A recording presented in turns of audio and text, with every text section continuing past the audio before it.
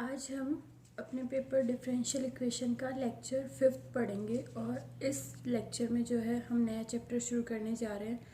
पिछले लेक्चर में हमारा चैप्टर फर्स्ट जो है वो कंप्लीट हो चुका है, जो कि अवकल समीकरण, उसके कोटि घात, उसके टाइप्स और जो है उसके सॉल्यूशंस के बारे में था, वो सब हमने पढ़ लिया। अब लेक्चर 5th में जो है हम चैप्टर सेकंड शुरू करने जा रहे हैं और सेकंड चैप्टर जो है हमारा है प्रथम कोटि और एवं प्रथम घात के अवकल समीकरण, differential equations of first order and first degree. यानी कि इस चैप्टर में हम फर्स्ट ऑर्डर और फर्स्ट डिग्री के डिफरेंशियल इक्वेशंस को सॉल्व करने के मेथड्स के बारे में पढ़ेंगे।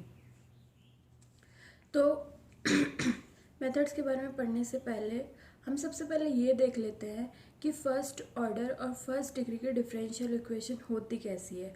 तो जनरल फॉर्म में जो है हम फर्स्ट ऑर्डर और फर्स्ट डिग्री के डिफरेंशियल इक्वेशन को M D X plus N D Y is equals to 0 की फॉर्म में लिखते हैं। यहाँ पे m और n जो है या तो x का या y का या दोनों का एक साथ या फिर कांस्टेंट।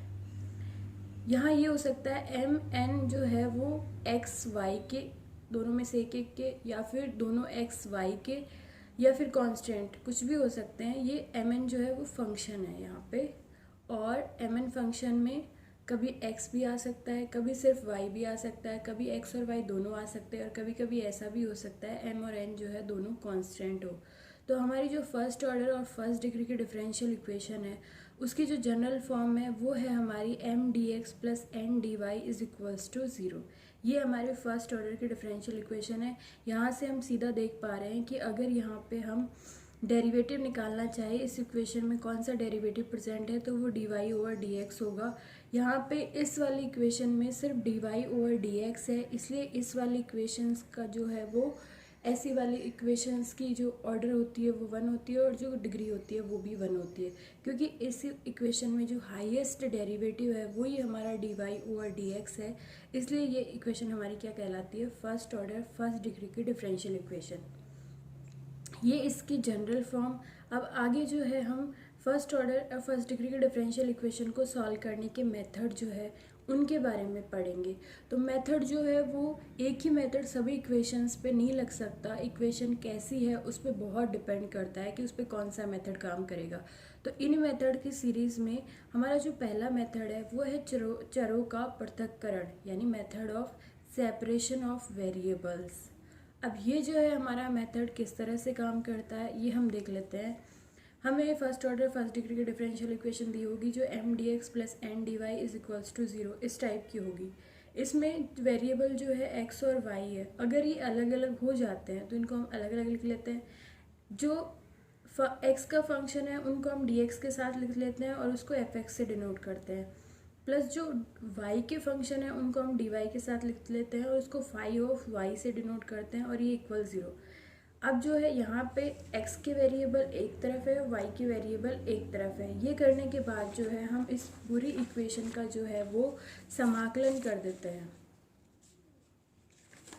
हमें F D X plus phi D Y मिलने के बाद जो है हम इसका समाकलन कर देते हैं। तो यहाँ पे क्या होगा, integration of F X D X plus integration of phi Y D Y is equals to constant. यहाँ पे हमने इंटीग्रेशन किया इसलिए कॉन्स्टेंट आ जाएगा। ये जो हमें मिलेगा फंक्शन ये हमारा क्या होगा, डिफरेंशियल इक्वेशन का सॉल्यूशन। तो हमें क्या करना है, चरों का पृथक्करण, सेपरेशन ऑफ वेरिएबल मेथड में आपको जो डिफरेंशियल इक्वेशन दी हुई है फर्स्ट ऑर्डर फर्स्ट डिग्री की, उसमें हमें एक्स और वाई को जो चर जो है हमारे उनको अलग अलग कर लेना है। एक्स वाले फंक्शंस को हमें डी एक्स के साथ करना है, वाई वाले फंक्शंस को हमें डी वाई के साथ करना है, और उसके बाद जो है हमें जो है इसका इंटीग्रेशन कर देना है। तो हमें जो है इसका सॉल्यूशन मिल जाएगा। अब ये हमारे मेथड की थ्योरी है। इस मेथड को और ज़्यादा क्लियर करने के लिए हम इसको एग्जांपल्स के थ्रू समझना चाहेंगे। तो जो पहला एग्जांपल है हमारा उसमें हमने क्या लिया है, 1 प्लस एक्स स्क्वायर ये होल मल्टीप्लाइड है डी वाई से is equals to 1 plus Y square ये होल मल्टीप्लाइड है डी एक्स से। हल कीजिए। इस अवकल समीकरण को, डिफरेंशियल इक्वेशन को हमें सॉल्व करना है। अब हमें दिख रहा है कि यहाँ पे ये डिफरेंशियल इक्वेशन जो है फर्स्ट ऑर्डर और फर्स्ट डिग्री की है, क्योंकि अगर यहाँ पे हम इस इक्वेशन में डेरिवेटिव्स को ढूंढना चाहें तो हमें एक ही डेरिवेटिव मिलेगा dy/dx, जिसका ऑर्डर 1 है और डिग्री भी 1 है, इसलिए ये हमारी फर्स्ट ऑर्डर फर्स्ट डिग्री की डिफरेंशियल इक्वेशन है। तो यहाँ पे variables, method of separation of variables लग सकता है, लेकिन उसको अप्लाई करने से पहले हम एक बार ये ज़रूर देख लेते हैं कि यहाँ पे जो x और y के फंक्शंस m और n दिए हुए हैं, ये x और y बिल्कुल अलग अलग हो सकते हैं या नहीं हो सकते। तो हम यहाँ देखते हैं, ये पूरा फैक्टर x का मान सकते हैं, ये पूरा फैक्टर y का मान सकते हैं।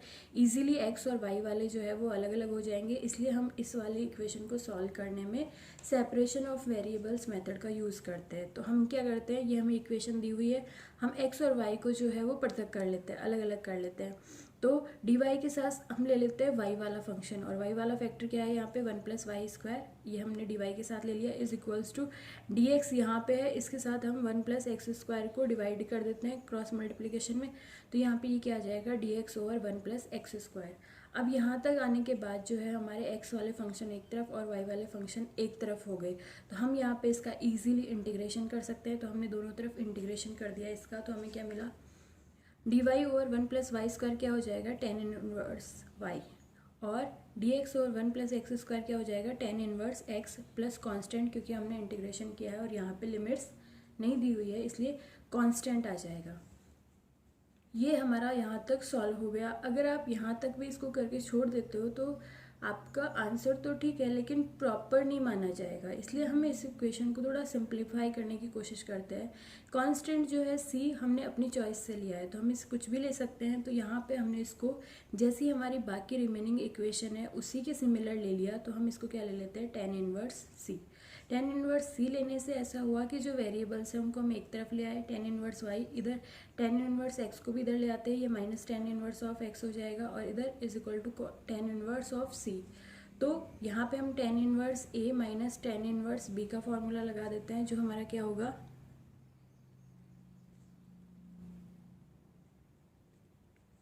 ये हमारा क्या हो जाएगा, tan inverse of a minus b upon 1 + a into B. ये फॉर्मूला जो है हमने यहाँ पे अप्लाई कर दिया, तो ये हम यहाँ पे हमें क्या मिला, tan inverse y minus x divided by 1 + y(x). यहाँ पे हमारा tan इनवर्स चल ही रहा है।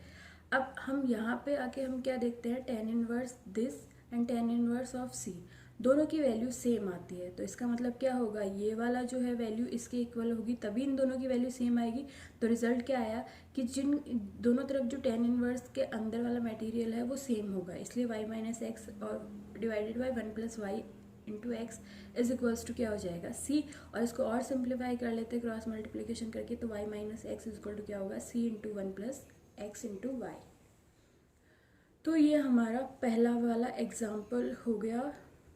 इसमें ये बहुत ज़्यादा कॉम्प्लिकेटेड नहीं था। डिफरेंशियल इक्वेशन को जब आपके एग्ज़ाम में आएगी तो आपको क्वेश्चन में ये नहीं दिया हुआ होगा कि आपको इसको किस मेथड से सॉल्व करना है। हमें डिफरेंशियल इक्वेशन को देख के खुद ही अंदाज़ा लगाना है कि इस पे कौन सा मेथड अप्लाई करना ज़्यादा ठीक रहेगा। तो यहाँ पे हम इस इक्वेशन को हमने देखा और हम दिख रहा है साफ कि यहाँ पे x और y के वेरिएबल्स इजीली अलग अलग हो जाएंगे, इसलिए हमने सेपरेशन ऑफ वेरिएबल्स मेथड यहाँ पे लगाया और इससे ये जो है वो सॉल्व हो गए। इस पे एक और दूसरा एग्जांपल देख लेते हैं जो इससे थोड़ा सा टफ है। तो यहाँ पे सेकेंड वाले एग्जांपल में हमें दिया हुआ है, सॉल्व कीजिए x + y का whole square dy/dx is equals to a²। इस इक्वेशन को देखने से पता चल रहा है ये फर्स्ट ऑर्डर फर्स्ट डिग्री की इक्वेशन है, लेकिन आपको थोड़ा अंदाज़ा लगा लेना है कि इस पे सेपरेशन ऑफ वेरिएबल्स मेथड लगेगा या नहीं लगेगा। जब एग्ज़ाम में आपको ऐसा लगे कि इस पे लग सकता है तो पहले आप इसको रफली थोड़ा सॉल्व करके देख लीजिए। अगर वो मेथड इस पे अप्लाई हो रहा है, काम कर रहा है, तो ये आप उस मेथड को फेयर कीजिएगा, अदरवाइज़ आप कोई और मेथड लगाने की कोशिश कीजिएगा। इस चैप्टर में हम बहुत सारे मेथड पढ़ेंगे फर्स्ट ऑर्डर और फर्स्ट डिग्री की इक्वेशन को सॉल्व करने के लिए। तो यहाँ पे जब आपको ऐसी सिचुएशन दे रखी है कि ये इजीली अलग नहीं हो रहे x और y, हमें पता है जब हम इसको होल स्क्वायर को खोलने की कोशिश करेंगे तो एक टर्म हमारे पास ऐसी आएगी 2 × x × y, उसमें से x और y को अलग करना बहुत मुश्किल होगा। तो ऐसे वाले क्वेश्चंस में हम क्या ट्रिक यूज़ करते हैं, जो फैक्टर दिक्कत कर रहा है, जैसे यहाँ पे x प्लस वाई, तो इसको हम v मान लेते हैं। x प्लस वाई को हमने v मान लिया और ये जो रिलेशन है इसका हमने x के सापेक्ष अवकलन कर दिया, डिफरेंशिएशन क्यों कर दिया, क्योंकि हमें dy ओवर dx चाहिए, इसकी वैल्यू हम v की फॉर्म में रखना चाहते हैं। तो हमने इसका किया तो x का 1 हो जाएगा प्लस y का क्या हो जाएगा dy ओवर dx और v का क्या हो जाएगा dv ओवर dx। यहाँ से हम dy ओवर dx की वैल्यू निकाले तो क्या होगा dv ओवर dx माइनस 1। ये हमारे पास एक रिलेशन आ गया और एक रिलेशन हमारे पास है x plus Y is equals to v।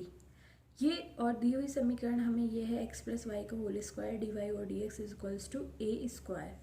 तो यहाँ पे हम फर्स्ट और सेकंड से जो है वैल्यूज़ थर्ड में ला के रख देते हैं। तो हमें क्या मिलेगा x प्लस वाई की जगह हम क्या रखेंगे v और ये क्या हो जाएगा v का स्क्वायर।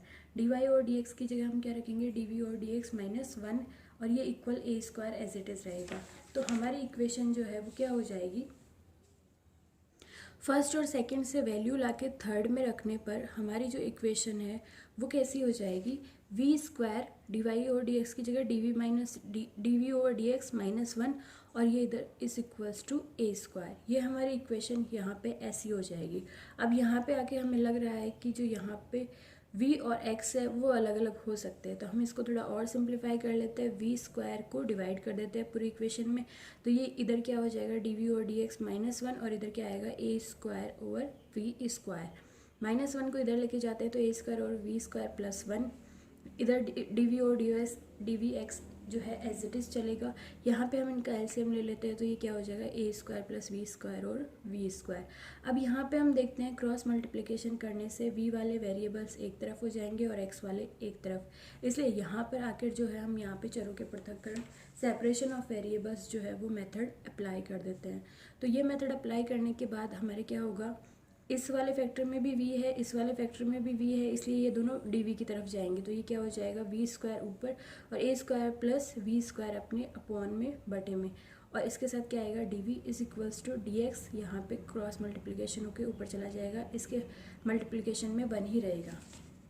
तो सेपरेशन ऑफ वेरिएबल्स लगाने के बाद में v वाले जो वेरिएबल्स है वो एक तरफ हो गए और x वाले एक तरफ हो गए। इसके बाद वाली स्टेप हमारी क्या होती है कि हम दोनों तरफ का समाकलन कर लेते हैं। तो समीकरण 4 जो है उसका दोनों ओर से समाकलन हमने किया तो क्या होगा, इधर जो है वो V square over A square plus V square D V का इंटीग्रेशन कर देते हैं और इधर डी एक्स का जो है वो इंटीग्रेशन कर देते हैं। अब यहाँ पे हम देख रहे हैं V square over A square plus V square का कोई फिक्स फार्मूला नहीं होता, तो इसको जो है हम ट्रिक से सॉल्व करने की कोशिश करेंगे। तो हम यहाँ पे ये देख रहे हैं कि अगर हमें ऊपर we square plus A square एक फैक्टर मिल जाए तो ये दोनों कैंसिल हो जाएंगे, इसलिए हमने क्या किया, ऊपर we square plus A square लाना चाहा तो minus A square as it is आ जाएगा। तो हमने क्या किया, ऊपर जो वी स्क्वायर था उसमें प्लस ए स्क्वायर और माइनस ए स्क्वायर कर दिया। अब जो है और ये इक्वेशन आपकी एज इट इज़ चलेगी और यहाँ पे हमने इसको दो पार्ट्स में तोड़ दिया, वी स्क्वायर और ए स्क्वायर और वी स्क्वायर और ए स्क्वायर को एक तरफ ले लिया माइनस एज इट इज़ और a square upon v square plus A square जो है हमने अलग ले लिया, डी वी के साथ रहेंगे और is equals to D X. यहाँ पे हम देखते हैं ये दोनों फैक्टर जो है सेम है तो ये कैंसिल हो जाएंगे और हमारे पास इस वाली टर्म में सिर्फ क्या बचेगा, d we minus A square as it is integration ये d we over v square plus A square is equals to D x. तो यहाँ पे जो है हम इंटीग्रेशन कर देते हैं, हमें पता है डी वी का इंटीग्रेशन क्या होगा, V minus A square as it is, इसका इंटीग्रेशन क्या होगा हमारे 1/a tan inverse v over a। जब यहाँ पे हमारे पास 1 होता है उस केस में हमें क्या मिलता है, सिर्फ tan इनवर्स v, लेकिन यहाँ पे 1 नहीं है, a है, तो फॉर्मूले से हम इसको इंटीग्रेट करेंगे तो हमें क्या मिलेगा, 1/a tan inverse of v over a is equals to dx का करेंगे तो x और प्लस कांस्टेंट इंटीग्रेशन अनडिफाइंड है, इसलिए यहाँ पे जो है वैल्यूज़ हमें दी हुई नहीं है लिमिट्स, इसलिए कांस्टेंट इंटीग्रेशन का जो है वो आ जाएगा। तो ये आपका इंटीग्रेशन करने के बाद में हो गया, तो आपकी जो इक्वेशन है वो एक तरह से सॉल्व हो गई। लेकिन यहाँ पे अभी इक्वेशन जो है उन वेरिएबल्स में नहीं है जो हमें ओरिजिनली दिए हुए थे y और x, ये वाली इक्वेशन जो है v और x में है। तो इसको y और x में लाने के लिए हम v की वैल्यू जो है इक्वेशन फर्स्ट से जो हमने अज्यूम किया था x plus Y is equals to V, वहाँ से वैल्यू जो है लाकर हम इसमें रख देते हैं तो हमें क्या मिलेगा, v की जगह हमने लिख दिया x plus y minus A square over a से ए बचेगा, टेन इनवर्स वी की जगह x plus y over a is equals to x plus c. अब यहाँ पे ये सीधा दिख रहा है कि ये और सॉल्व हो सकती है। एक्स जो है वो दोनों तरफ से कैंसिल हो गया और वाई माइन सी को हम इधर लेके आ गए तो ये क्या हो गया वाई माइनस सी, इसको इधर लेके गए तो tan inverse x plus y over a, और ये जो ए था ये यहाँ पे मल्टीप्लिकेशन में था, इसको हमने डिवाइडेशन में कर दिया। तो इस तरह से हमें ये वाली इक्वेशन मिल गई। और इस वाली इक्वेशन में दोनों तरफ 10 ले लेंगे तो हमारे पास क्या बचेगा, यहाँ से टेन इनवर्स जो है वो आपस में कैंसिल हो जाएंगे और हमारे पास क्या बचेगा x plus y over a, और इधर क्या बचेगा टेन ऑफ, यहाँ पे 10 इनवर्स नहीं आएगा, यहाँ पे 10 आएगा, 10 of y minus c over a, ये हमारे पास आ गया। और ये जो डिवाइडेशन में a था यहाँ पे, इसको हमने क्रॉस मल्टीप्लिकेशन करके 10 इसके साथ कर दिया, यानी कि हमें यहाँ पे 10 इनवर्स दिया हुआ था, इसको हटाना था तो हमने दोनों तरफ का जो है वो मटेरियल जो है उसका 10 ले लिया हमने। तो ये क्या हो गया हमारा, यहाँ से 10 इनवर्स हट गया, ये वाली टर्म जो है वो बिल्कुल फ्री हो गई x plus y over a, और इसके साथ जो है आपका 10 अप्लाई हुआ तो ये हो गया 10 of y minus c over a. तो ये आपका जो है वो सॉल्यूशन आ गया। ये सॉल्यूशन, ये जो फंक्शन है वो आपके ओरिजिनली गिवन वेरिएबल्स में से है, इसलिए ये आपका क्या हो जाएगा, दी हुई डिफरेंशियल इक्वेशन का सॉल्यूशन जो है। अब और जो एग्जांपल्स वगैरह है वो सब आपको लगभग इन्हीं मेथड्स से करना है, और जो आपको ठीक लगे कि इसमें ये मेथड इस तरह से अप्लाई करना है, आप उसी तरह से अप्लाई करके आपका ये होम असाइनमेंट है, do all the examples of your book. आप अपनी बुक के सभी एग्जांपल्स करेंगे, और अगर उनमें आपको कोई प्रॉब्लम है तो आप कमेंट सेक्शन में वो प्रॉब्लम पूछ सकते हैं, हम जो है उस पर एक प्रॉब्लम क्लास भी ले लेंगे, सबकी प्रॉब्लम्स जो है वो इकट्ठा करके। और इस वाले मेथड पे जो है वो एक्सरसाइज के तौर पे जो क्वेश्चंस दिए हुए हैं आपकी बुक में, वो भी आपको होम असाइनमेंट के तौर पे करने हैं। वो जो है होम असाइनमेंट आपको जो है इस वीडियो के डिस्क्रिप्शन में दे दिया जाएगा, तो आप इस वाले मेथड के सभी क्वेश्चंस जो है वो तैयार कर लेंगे। ये वाला मेथड आपके कंप्लीट है। आगे जो हम इस मेथड की क्लास करेंगे वो प्रॉब्लम क्लास होगी, तो यहाँ तक आप पढ़ लीजिएगा।